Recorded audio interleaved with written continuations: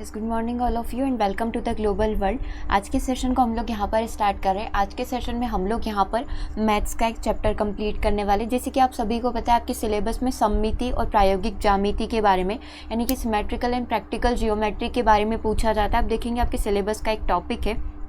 तो आज के सेशन में हम लोग इसके एमसीक्यूज़ कंप्लीट करेंगे, कुछ मल्टीपल चॉइस क्वेश्चन कंप्लीट करेंगे, क्योंकि बहुत सारी बुक्स वगैरह में यदि देखा जाए तो इसके क्वेश्चन थोड़ा सा कम मिलते हैं। तो यहाँ पर हम लोग जो पूरा पैटर्न आज कंप्लीट करने वाले, कंप्लीट एनसीईआरटी पर बेस्ड रहेगा। लगभग 17 से 18 क्वेश्चन हम लोग कंप्लीट करेंगे और कुछ इसके थ्योरी स्टेटमेंट भी आपसे पूछे जाते हैं, तो वो सारी ही चीज़ें आपकी कवर हो जाएगी। और ये कौन सी क्लास का टॉपिक है, तो ये दो अलग अलग क्लास में पूछा जाता है। एक आपका क्लास 6th में भी आपको सिमेट्री की जो है बेसिक जानकारी दी जाती है, और क्लास 9th में भी इसका थोड़ा सा एडवांस वर्जन है। तो आज हम लोग जो है यहाँ पर बेसिक टू एडवांस कंप्लीट करेंगे। कुछ क्वेश्चन आपके बिल्कुल बेसिक से होंगे, थ्योरेटिकल होंगे, और कुछ क्वेश्चन आपके न्यूमेरिकल बेस्ड जो कि सिमेट्रिकल से कनेक्टेड होते हैं उन्हीं से होंगे। ठीक है, तो जितने भी स्टूडेंट चैनल पर न्यू हैं, चैनल को सब्सक्राइब कर लें ताकि इसी तरीके से वीडियोज़ के नोटिफिकेशन आपको मिलते रहें।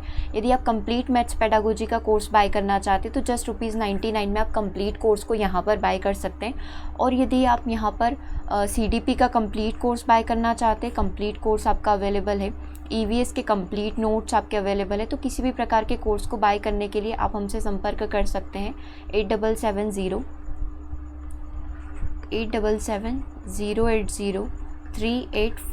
इस पर व्हाट्सअप करके आप किसी भी प्रकार के नोट्स की जानकारी ले सकते हैं। ये PDF आपको वेबसाइट पर भी मिल जाएगा और साथ ही आपका शाम तक ये टेलीग्राम पर भी अपलोड कर दिया जाएगा। ठीक है, तो वहाँ से आप इसकी और तैयारी कर सकते हैं। बेसिकली इसमें आपको सारी ही जो लाइक त्रिभुज, वर्ग, चतुर्भुज, इन सब की बेसिक सी जानकारी होगी, तो उसके बेसिस पर आप सारे ही क्वेश्चन बना लेंगे। हम लोग कुछ क्वेश्चन करेंगे, उससे पहले 1 से 2 स्टेटमेंट हम लोग पढ़ेंगे जो कि आपके थ्योरी में काम आएंगे। इससे रिलेटेड MCQs भी हम लोग यहाँ पर कंप्लीट करेंगे कि किस तरीके के क्वेश्चन आपकी थ्योरी से पूछे जाते हैं। तो एक बार से आप थ्योरी पढ़िए, फिर हम लोग क्विज पर चलेंगे। ठीक है, एक आकृति में रैखिक सममिति होती है। यदि उसे एक रेखा के अनुदिश मोड़ने पर आकृति के बाएं और दाएं भाग एक दूसरे पूर्णतया संपाती हो जाते हैं, यह रेखा उस आकृति की सममित रेखा कहलाती है। अब आप इसको बिल्कुल अपनी आसान लैंग्वेज में समझो। एक कागज है, इसको बीच में से यदि मैंने मोड़ दिया तो ये वाला हिस्सा और ये वाला हिस्सा, लाइक ये भाग A है और ये भाग B है, तो A भाग जो है बिल्कुल इक्वल होना चाहिए B भाग के। जैसे कि आपने देखा, आप कागज़ को मोड़ देते तो पता नहीं लगता है ना कि एक है या फिर इसको अपन ने मोड़ रखा है। तो उस प्रकार का पहला भाग जो है दूसरे भाग के बिल्कुल इक्वल हो। ये तो हमने किस तरीके से काटा, वर्टिकली काटा। वर्टिकली का मतलब होता है ऊर्ध्वाधर काटना। ठीक है, ये शब्द आपके बहुत काम आएंगे, क्योंकि क्वेश्चन में आपसे ऐसे ही पूछा जाएगा, ऊर्ध्वाधर पूछा जाएगा या फिर क्षैतिज पूछा जाएगा। क्षैतिज का मतलब होता है हॉरिजेंटल। ये लाइन जो होती है हॉरिजेंटल होती है। चाहे आप इसे हॉरिजेंटली काटे, चाहे आप इसे वर्टिकली काटे, किसी भी कागज को, किसी भी चित्र को, किसी भी इमेज को, तो वो बराबर होना चाहिए। दायां भाग बाएं भाग के या फिर ऊपर वाला भाग नीचे वाले भाग के यदि इक्वल होता है तो उसे सममिति बोलते हैं। ठीक है, तो ये आपकी बेसिक सममिति की डेफिनेशन हो गई। एक आकृति में रैखिक सममिति होती है यदि उसे एक रेखा के अनुदिश मोड़ा जाए। एक रेखा खींच दो, कोई भी आकृति है, अब वो कोई भी हो सकती है। लाइक आपने अल्फ़ाबेट ही बना लिया, अब आप इसमें या तो हॉरिजॉन्टल लाइन खींचे या फिर वर्टिकल लाइन खींचे, तो एक भाग जो है दूसरे भाग के यदि बराबर होता है तो उसे हम लोग सिमेट्री बोल सकते हैं, उसे हम लोग यहाँ पर सममिति बोल सकते हैं। अगर नहीं समझ में आ रहा है कोई दिक्कत नहीं, अभी जैसे जैसे हम लोग क्वेश्चन करेंगे आपको सारी ही चीज़ें क्लियर हो जाएगी। अब देखो, एक पॉइंट यहाँ पर बताया गया है, हो सकता है किसी आकृति में कोई भी सममित रेखा न हो। एक सममित रेखा हो, 2 सममित रेखाएं हो, 3 सममित रेखाएं हो, या फिर अनंत सममिति रेखाएं हो सकती है। किसी भी आकृति में कोई सममित रेखा कैसे नहीं होगी। मान लो मेरा नेम है सोनाली, राइट। सोनाली में S कैपिटल, S हम लोगों का वर्ड है, ठीक है, अल्फ़ाबेट है। अगर मैंने इस S को काटने की कोशिश करी, क्योंकि सममिति बनानी है तो मुझे क्या करना है, एक रेखा खींचनी है। मैंने इधर से एक रेखा खींच दी, ठीक है। अब नीचे वाला भाग कैसा है, ऐसा। ऊपर वाला भाग कैसा है, ऐसा। क्या ऊपर वाला भाग नीचे वाले भाग के आपको इक्वल लग रहा है क्या, नहीं लग रहा है, तो ये हॉरिजॉन्टली यानी कि क्षैतिज सममित नहीं है। फिर से इसको बनाएंगे। अब हम लोग इसको वर्टिकली यानी कि ऊर्ध्वाधर काटने की कोशिश करेंगे। अब इस वाले भाग को देखो, ये वाला भाग कुछ इस तरीके का, मतलब इस वाला हिस्से को, और इस वाले हिस्से को देखेंगे तो ये हिस्सा कुछ इस तरीके का है। क्या आपको ये दोनों भाग इक्वल लग रहे हैं? ये इधर घूम रहा है, ये ऐसे जा रहा है, ये ऐसे है और ये ऐसे है, तो क्या ऊर्ध्वाधर करने पर बायां भाग जो है दाएं भाग के इक्वल है? नहीं है। तो एक ऐसा लेटर होता है जिसमें सममिति रेखाएं नहीं होती है, ना ऊर्ध्वाधर होती है ना क्षैतिज होती है। एक सममित रेखा वाला आप बोल सकते हैं M होता है। M में यदि आपने ऊर्ध्वाधर लाइन खींच दी तो ये वाला भाग जो है इस वाले भाग के इक्वल होगा। तो इसमें कितनी सममिति रेखाएं बनेगी, केवल एक बनेगी। यदि आप चाहें तो एक और बनाकर देख लो, इस एम के अंदर आप वर्टिकल बनाकर देख लो, इस तरीके से हॉरिजेंटल बनाकर देख लो, है ना, क्षैतिज बनाकर देख लो। तो क्षैतिज में आप देखो ऊपर आपको कुछ इस तरीके का हिस्सा दिख रहा है और नीचे आपको 2 डंडे दिख रहे हैं। क्या ऊपर वाला हिस्सा नीचे वाले के हिस्से के इक्वल है? नहीं है। तो एम में केवल क्या होगा, ऊर्ध्वाधर रेखा पाई जाएगी। और किसी में 2 सममिति रेखाएं भी होती है। आपने देख लिया एक्स, अब एक्स को आप पहले हॉरिजेंटली काट कर देखिए, यानी क्षैतिज काट कर देखिए। आपको दिख रहा है कि जो ऊपर वाला भाग है वो बिल्कुल नीचे वाले भाग के इक्वल है। ये लाइन है तो ये लाइन है, ये लाइन है तो ये लाइन है, ठीक है। और आप यदि इसको वर्टिकली काट कर देखें, है ना, ऊर्ध्वाधर काट कर देखें, तो इस तरीके से एक लाइन खींच दें तो ये वाला भाग ये वाले भाग के इक्वल है। तो यस, एक्स के अंदर 2 सममिति रेखाएं पाई जाती है। अब यदि बोला जाए कि 3 सममिति रेखाएं, ठीक है, तो 3 में भी होती है। आप किस तरीके से कोई भी एक डायग्राम बनाएंगे तो उसमें 3 सममिति रेखाएं आप खींच सकते हैं। अनंत सममिति रेखाओं की यदि बात करेंगे तो यदि आप वृत्त का चिन्ह बनाएंगे, यदि वृत्त का डायग्राम बनाएंगे तो इसमें देखेंगे आप बहुत सारी अनंत रेखाएं खींच सकते हैं, क्योंकि इसमें आप हर बार जब भी भाग को काटेंगे, जैसे ये काटा, ये वाला भाग इसके इक्वल है, ये वाला काटा तो ऊपर वाला भाग नीचे वाले भाग के इक्वल है। इस तरीके से आपने ये इधर साइड से कुछ काट दिया तो ये वाला भाग इसके इक्वल है, ऐसे काट दिया तो ये वाला भाग इसके इक्वल है। तो बहुत सारी वृत्त के अंदर अनंत सममिति रेखाएं बन सकती है। ठीक है, ऐसे त्रिभुज का भी हम लोग समझेंगे, एक एक त्रिभुज, समबाहु, समद्विबाहु, विषमबाहु, सबको डिस्कस करेंगे कि किस में कितनी रेखाएं पाई जाती है। स्टार्ट करते हैं क्विज से। आई थिंक आपको चीज़ें थोड़ी थोड़ी क्लियर हो रही होगी कि कैसे क्या हम लोग पढ़ने की कोशिश कर रहे हैं। निम्नलिखित अक्षरों में से किसमें कोई सममिति रेखा नहीं पाई जाती? अब सममिति रेखा या तो क्षैतिज हो सकती है या फिर ऊर्ध्वाधर हो सकती है। हमारे सामने है ई, ठीक है। अब ई को आप कट करने की कोशिश करिए। यदि मैं ई को वर्टिकली यानी कि ऊर्ध्वाधर काटने की कोशिश करूँगी तो आप ऊर्ध्वाधर में देखेंगे यहाँ से कटेगा, बिल्कुल सेंटर से कट करना होता है, तो ये वाला भाग इस वाले भाग के इक्वल नहीं है। अब ई को हम लोग हॉरिजेंटली काटने की कोशिश करते हैं इस तरीके से, तो आपने देखा ऊपर वाला भाग बिल्कुल नीचे वाले भाग के इक्वल है, ठीक है, ऊपर वाला भाग नीचे वाले भाग के इक्वल है। तो ई में तो सममित रेखाएं हैं। टी की बात करेंगे तो अब टी आपको दिख रहा होगा, ये इस तरीके से कटेगा, वर्टिकली कटेगा, तो ये वाला भाग इस वाले भाग के इक्वल है, मतलब इसमें भी सममिति रेखाएं हैं। ठीक है, एन की बात करें, एन को काटेंगे तो आप काट कर देख लो, यदि आप इसको इस तरीके से क्षैतिज काटते तो ऊपर वाला भाग नीचे वाले भाग के इक्वल नहीं है, वर्टिकली काटोगे तो ये वाला भाग इस वाले भाग के इक्वल नहीं है। मतलब एन एक ऐसा शब्द है जिसमें कोई भी सिमेट्री नहीं पाई जाएगी, चाहे आप इसको टेढ़ा ऐसे काट कर देख लो, इस तरीके से उस पर रेखा खींच लो, नहीं बन रहा है ना बराबर। तो एन के अंदर कोई भी सममिति रेखा नहीं होती है। एक्स के अंदर अभी हमने देखा, चाहे आप इसे हॉरिजेंटली काट ले, चाहे आप इसे वर्टिकली काट ले, बराबर हिस्से होंगे। इसी तरीके से हम लोगों के और भी वर्ड होते हैं, लाइक एच हो गया तो ये भी आपका सममिति होता है। तो बहुत सारे वर्ड होते हैं। ओ हो गया, ओ में भी आपका हॉरिजेंटल वर्टिकल दोनों ही सिमेट्रिकल लाइंस पाई जाती है। ठीक है, तो यहाँ पर आपसे पूछा गया था किसके अंदर नहीं है, एन के अंदर नहीं है। ऐसे ही आप क्या करेंगे, आज आप सभी स्टूडेंट कमेंट करेंगे अपने अपने नाम को, लाइक आपका नाम निकिता है तो निकिता लाइक एन के अंदर वर्टिकल या सिमेट्रिकल हमारी जो लाइन्स है वो है कि नहीं, तो अपने अपने नाम की सिमेट्रिकल लाइन्स बताएंगे कि आपके नाम में क्षैतिज लाइन है, ऊर्ध्वाधर लाइन है, या फिर है ही नहीं मेरे जैसे। जैसे मेरे नाम में नहीं है, एस में नहीं है, तो वैसे आप सभी को अपना अपना कमेंट करके बताना है। कुछ और क्वेश्चन आपके आकृति से संबंधित भी पूछे जाते हैं। ये पूरा का पूरा एनसीईआरटी बुक का ही हम लोग पढ़ रहे हैं, ठीक है, 6th क्लास की बुक का ही है। अब चाहे तो पढ़ना चाहते हैं थ्योरी को तो और भी वहाँ जाकर पढ़ सकते हैं, उसमें हर एक चीज़ को बताया हुआ है। उसमें कुछ गेम्स भी बताए हुए हैं जो बच्चों के द्वारा खेले जाते हैं, वो गेम्स भी होते हैं जो सारे के सारे सिमेट्रिकल होते हैं। आकृति को देखो कि किसी भी रेखा के सापेक्ष सममित नहीं है, तो आपको ये बताना है कि इनमें से कौन सी सममिति आकृति नहीं है। अब ये आपको क्या दिख रहा है, ये आपको दिख रहा है आयत, रेक्टेंगल दिख रहा है, ठीक है। अब मैं इसको हॉरिजेंटली काटने की कोशिश करती हूँ, एक बीच में लाइन खींच देती हूँ तो ऊपर वाला भाग नीचे वाले भाग के इक्वल है, वर्टिकल खींच देती हूँ, ऊर्ध्वाधर खींच देती हूँ तो ये वाला हिस्सा बायां भाग वाला हिस्सा दाएं भाग के इक्वल है। तो यस, ये सिमेट्रिकल है, लेकिन आंसर मुझे नॉट सिमेट्रिकल बताना है। अब इसको काटने की कोशिश करते हैं, त्रिभुज की बात करते हैं। त्रिभुज में यदि इस तरीके की लाइन खींची तो बायां भाग इज इक्वल टू दायां भाग, है ना। और यदि इस तरीके से हम लोग बोल सकते हैं, इस तरीके से हमने क्षैतिज खींची तो ये वाला भाग इस वाले भाग के इक्वल नहीं है, तो इसमें केवल एक सिमेट्री है, ठीक है। हम लोग बोल सकते हैं इसके अंदर एक सिमेट्री पाई जाएगी। इसके अंदर कितनी है, इसमें हम 2 लाइन खींच सकते हैं, ठीक है।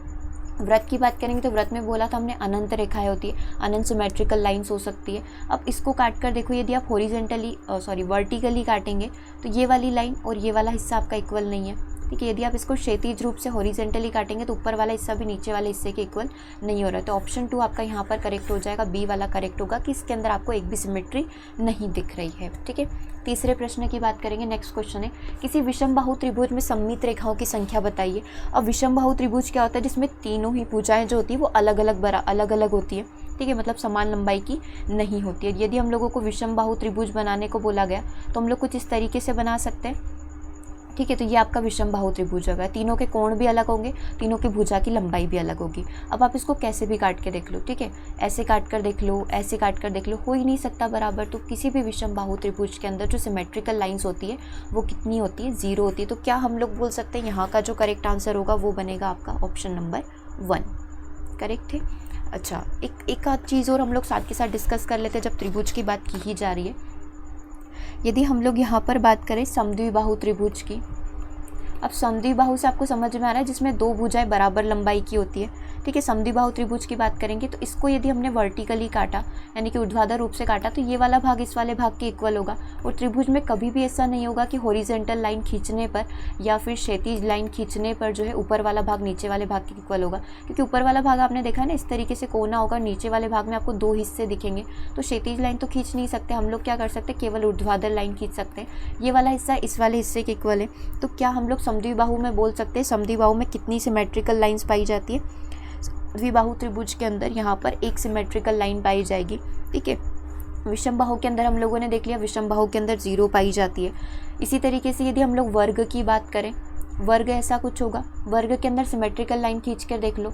ठीक है, वर्ग में हम लोग देखते हैं चारों ही भुजाएं बिल्कुल इक्वल लेंथ की होती है। ठीक है, आप इसको बिल्कुल इक्वल लेंथ का समझें, ये आपका वर्ग है। ठीक है, इसको हमने बीच से काट दिया।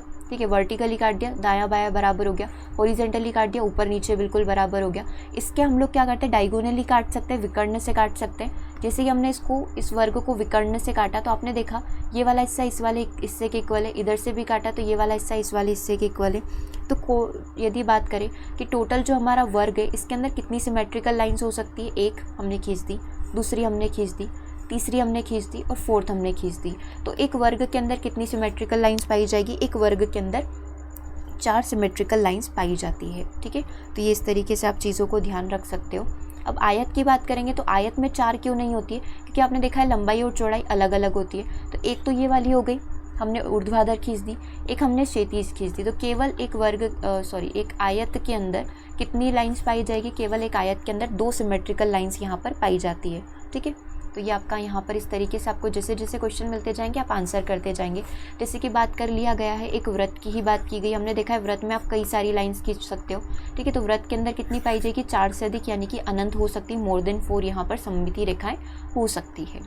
आगे बात करते हैं, निम्नलिखित में से किस अक्षर में ऊर्ध्वाधर सममिति रेखा नहीं है। ऊर्ध्वाधर हम लोग समझते हैं, ऊर्ध्वाधर मतलब खड़ी लाइन होती है इस तरीके की।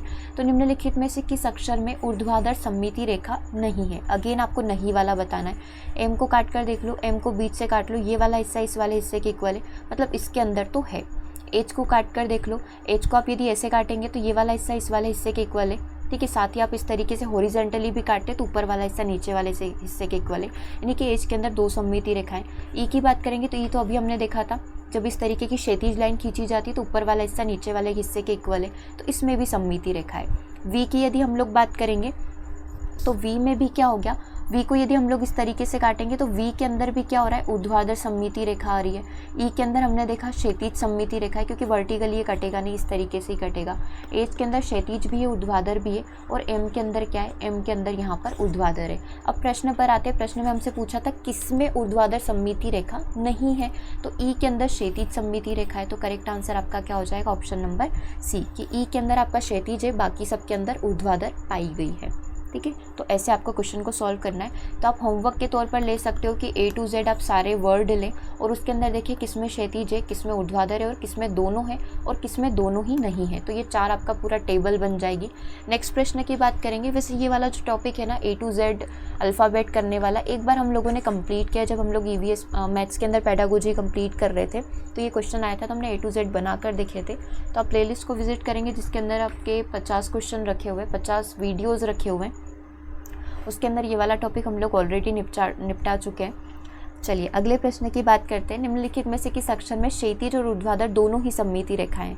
ठीक है, तो यहाँ पर लास्ट से बात करते हैं। यदि हम लोग के की बात करेंगे तो के को यदि ऐसे काटेंगे तो ऊपर वाला हिस्सा नीचे वाले के हिस्से के इक्वल है। ठीक है, और एम की बात करेंगे तो इसमें केवल क्षैतिज लाइन कटेगी, एम में ऊर्ध्वाधर कट रही है, ई में क्षैतिज कट रही है, और एक्स में आपने देखा है क्षैतिज भी कटेगी और ऊर्ध्वाधर भी कटेगी। ठीक है, तो दोनों ही कट रही है। किसके अंदर कट रही है? ऑप्शन नंबर 1 के अंदर हो रही है। तो करेक्ट आंसर क्या हो जाएगा? ऑप्शन नंबर 1 हो जाएगा। ठीक है, तो ये ज़्यादा से ज़्यादा आपके कब बनेंगे क्वेश्चन? जब आप ज़्यादा से ज़्यादा इसकी प्रैक्टिस करेंगे। ठीक है, तो अल्फ़ाबेट को लीजिए और उसकी प्रैक्टिस करना। निम्नलिखित में से कौन सममिति रेखा नहीं है? एम के अंदर अभी हमने देखा ऊर्ध्वाधर सममिति रेखा है। एस के अंदर कोई भी सममिति रेखा नहीं, आप कैसे भी आड़ा टेढ़ा कैसे भी काट लो, एस नहीं कटेगा और बराबर नहीं बनेगा। के अंदर है, एच के अंदर भी है, तो किसके अंदर नहीं है? एस के अंदर नहीं है। एम के अंदर कौन सी है? तो एम के अंदर आपकी ऊर्ध्वाधर है। ठीक है, के अंदर आपने कौन सी बनाई थी? अभी क्षैतिज बनाई थी, तो के अंदर क्षैतिज रेखा इस तरीके की। ठीक है, और एच के अंदर कैसी पाई जाएगी? क्षैतिज भी पाई जाएगी, ऊर्ध्वाधर भी पाई जाएगी।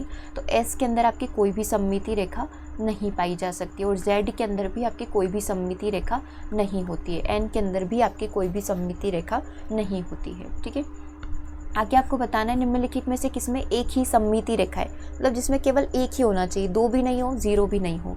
तो आपने अभी अभी देखा एच के अंदर कितनी होती है? एच के अंदर दोनों होती है। एक्स के अंदर कितनी होती है? एक्स के अंदर आपकी दोनों पाई जाती है। जेड के अंदर होती है? नहीं, जेड को आप ऐसे काट लो, ऐसे काट लो, ऐसे काट लो, जेड के अंदर कोई भी सममिति रेखा नहीं है। प्रश्न में पूछा गया है एक सममिति रेखा, तो टी को आप इस तरीके से ऊर्ध्वाधर काट सकते हैं, वर्टिकली कट कर सकते हैं। तो आपको बताया कि टी के अंदर केवल एक सममिति रेखा है, तो यहाँ पर जो आपको आंसर लगाना पड़ेगा वो आपका क्या बन जाएगा? टी बन जाएगा। टी मतलब कि ऑप्शन नंबर डी आपका करेक्ट होगा। ठीक है, बन रहे हैं क्वेश्चन इस तरीके के, क्योंकि सारे ही प्रश्न आपके ऑलमोस्ट इस तरीके के ही हैं।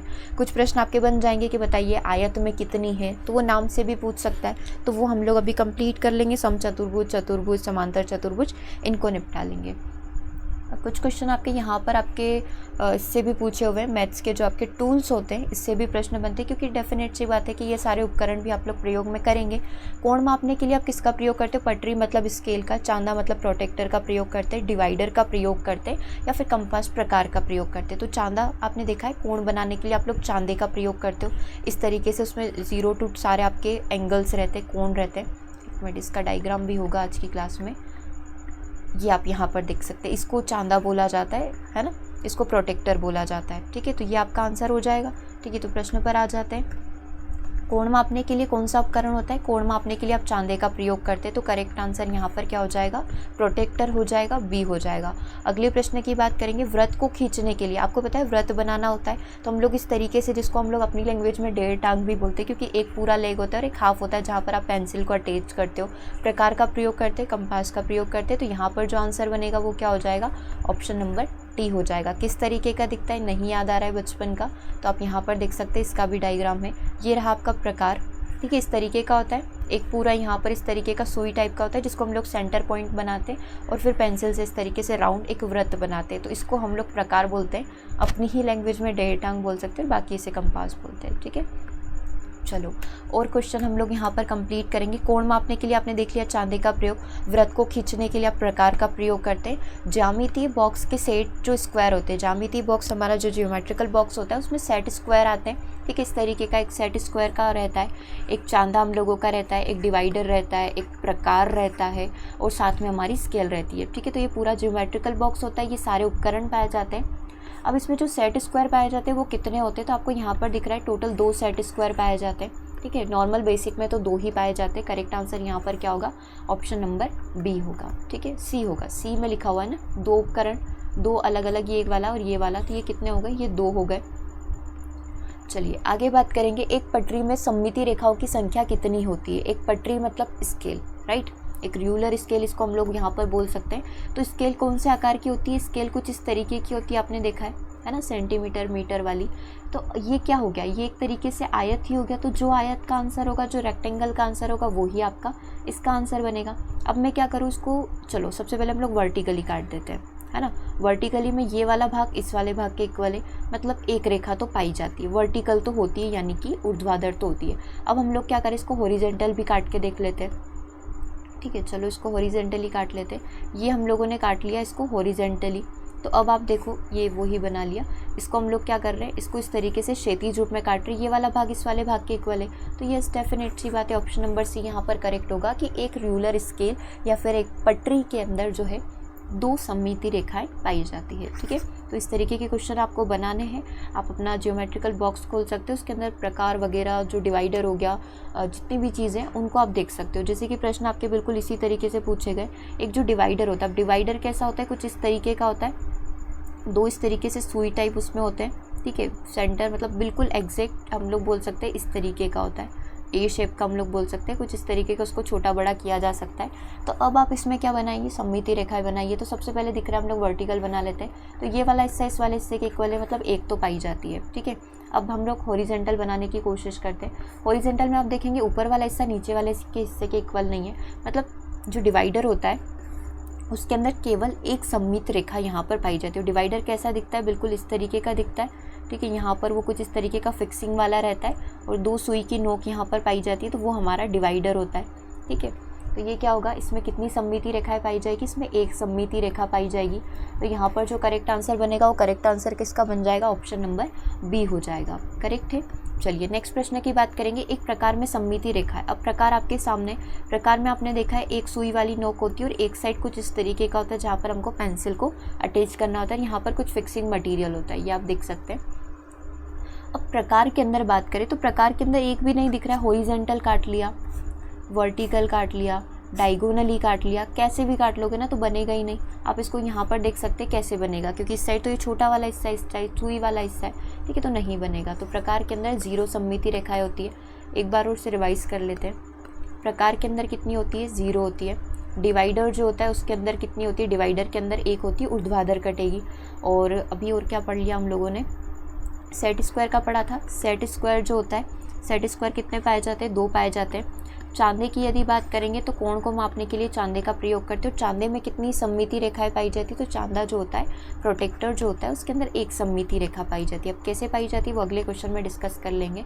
देखो, एक चांदे में सममिति रेखा की संख्या, हम लोग इसको वर्टिकली काटने की कोशिश करते हैं। ठीक है, ये वर्टिकली हम लोगों ने काट दिया इस तरीके से। तो ये वाला भाग इस वाले भाग के इक्वल है, 90 की इधर वाला और 90 की उधर वाला बिल्कुल इक्वल है। अब यदि आप इसको हॉरिजॉन्टली काटोगे तो नहीं बनेगा ना, क्योंकि ऊपर वाला हिस्सा इस तरीके से डोम के शेप का है और नीचे वाला एक लीनियर फॉर्म में, लाइन फॉर्म में, तो नहीं बनेगा। तो एक चांदे में कितनी सममिति रेखा पाई जाएगी, एक पाई जाएगी। और कौन सी वाली, ऊर्ध्वाधर वाली। ठीक है, वर्टिकल वाली। तो क्या हम लोग बोल सकते हैं, बी आंसर यहाँ पर बिल्कुल करेक्ट होगा।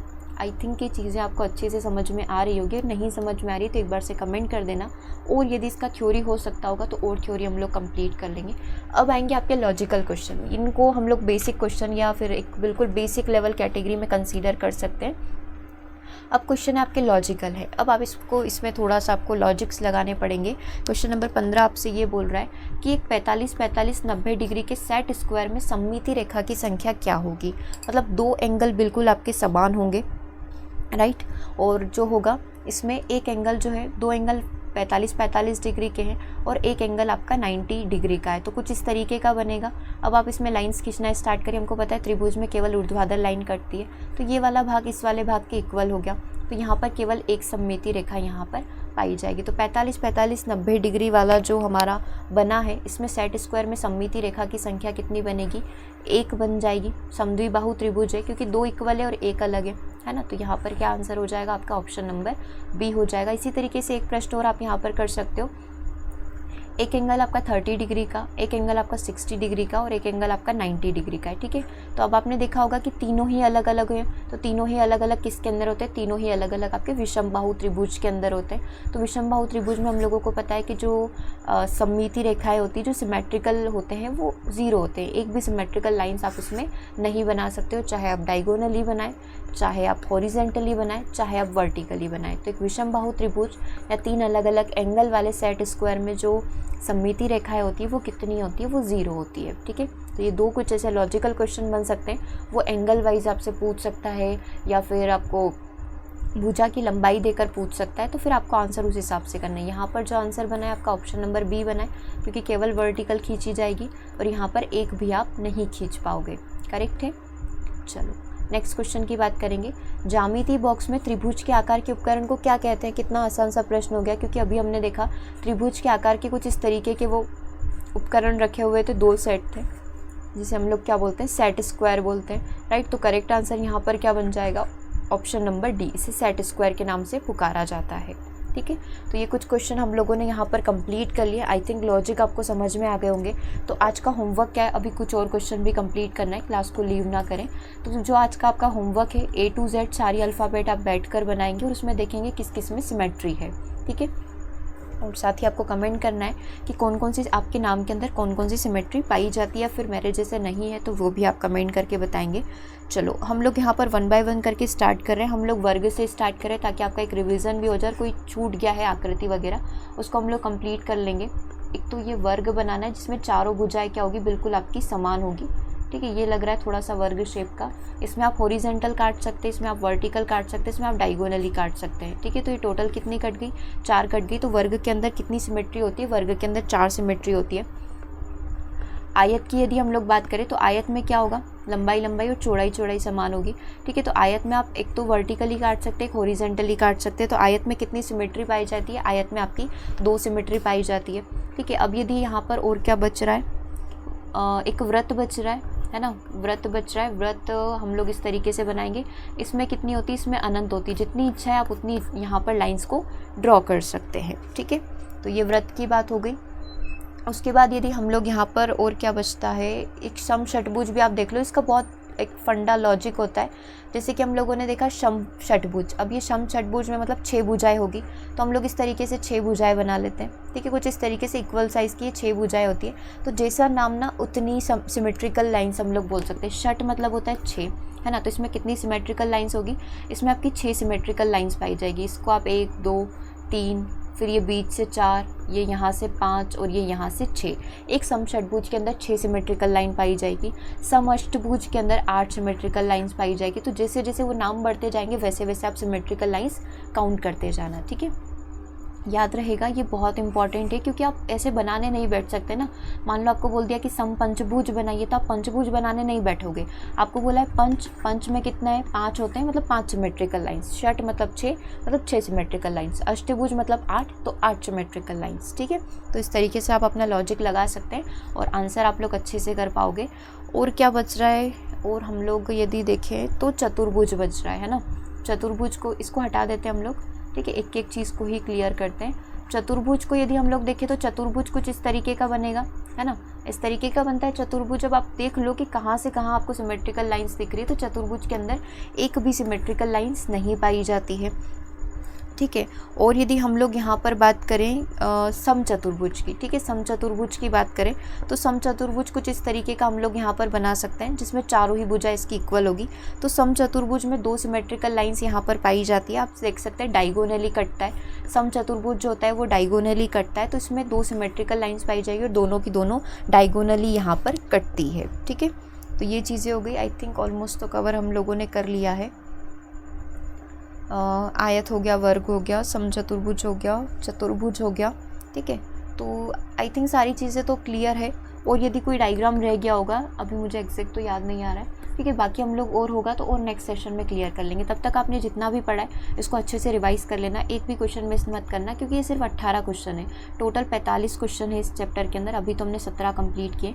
ये 17 ही सारे आपके MCQs वाले थे और बाकी जितने भी आपके थ्योरेटिकल बचते हैं और जितने भी वहाँ पर रिक्त स्थान की पूर्ति के रूप में मैच दी कॉलम के रूप में दिए हुए थे वो भी आपके लिए इंपॉर्टेंट है। तो वो हम लोग अपकमिंग जो सेशन आएगा मैथ्स का उसमें निपटा लेंगे, ठीक है। तब तक आप इसकी अच्छे से प्रैक्टिस करके रखो क्योंकि वो थोड़े कॉम्प्लिकेटेड बनेंगे। उसमें आपसे थ्योरी भी थोड़ी लॉजिक्स वाली पूछी जाती है। तो ये आप अच्छे से एक बार प्रैक्टिस कर लो इसकी। उसके बाद हम लोग उन वाले क्वेश्चंस को निपटा देंगे और कोई भी आकृति वगैरह रह गई है तो उसको हम लोग नेक्स्ट सेशन में कर लेंगे, राइट। तो सेशन को ओवर करेंगे, मिलेंगे हम लोग 6 PM सेशन में। और सेशन कैसा लगा कमेंट करके ज़रूर से बताएं। अपने शॉर्ट नोट्स यहाँ पर बना लें ताकि ये चीज़ें जो आपको एग्ज़ाम में हेल्प करें, वीडियो को वापस से देखने की आवश्यकता ना पड़े। Okay, thanks for watching.